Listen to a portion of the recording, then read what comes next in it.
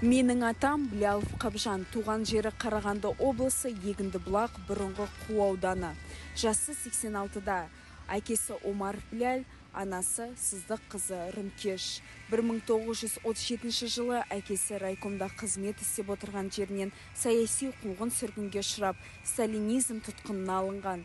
Сол кезде атам небәрі 3 жаста еді. Жазықсыздан әкесі 37 жасында өмірдің ащы тауқыметін көрді, ел үшін жанын берді. 1941 жылы соғыс басталды. Атамның жасы 7-де, әкесі болса жоқ, анасымен бірге колхозда таң атқаннан күннің батқанына дейін соқамен жер жыртып, үлкендермен бірдей жұмыс істеп, кешкісін диірмен тартты. Аштық, жалаңаштық күй кешті. Бала екенін де ұмытты. Анасымен бірге жүріп, көмек болсын деп ерте есейді.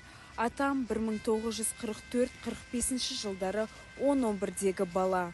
Тылда қызу еңбек басталды. Еңбектеген баладан қартайған шалға дейін маңдай тер төгіп жұмыс атқарды.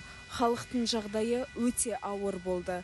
Соғысқа азық-түлік дайындап жіберіп отырды. Кешкісін диірмен тартып, үйге бір кеседе бидай әкелетін, бар азығы сол болды. Атамның балалық шағы сылай өтті. Оқуда оқи алмады, бірақ сауат ашып өз бетімен талпынды. Жалғыздық пен жетімдікпен есейді. Кейін трактор оқуын оқып, тың және тыңайған жерлерді игеруге ат салысып жұмыс істеді. Содан 1954 жылы отбасын құрды. Әжем Қапиза Құсайынова еңбек ардагері медалімен және 9 бала өсіріп күміс алқа, кейін 2010 жылы елбасының жарлығымен алтын алқа медальдарымен марапатталған. Атам кейін ауыл шаруашылық саласында еңбек етті. Мал шаруашылығын көтеріп, одан ауылда сүттен май өндіру саласына маңдай тер төкті. СССР-дің жоғары кеңесінің президиумның шешімімен еңбек ардагері медалімен, ерен еңбегі мен батылдығы үшін Лениннің 100 жыл толу мерейтойына арналған медалімен, тың игеруге ерен еңбегі үшін Ұлы Отан соғысының жеңісіне 60, 65, 70, 75 жылдық мерейтойларының медальдарымен марапаттады.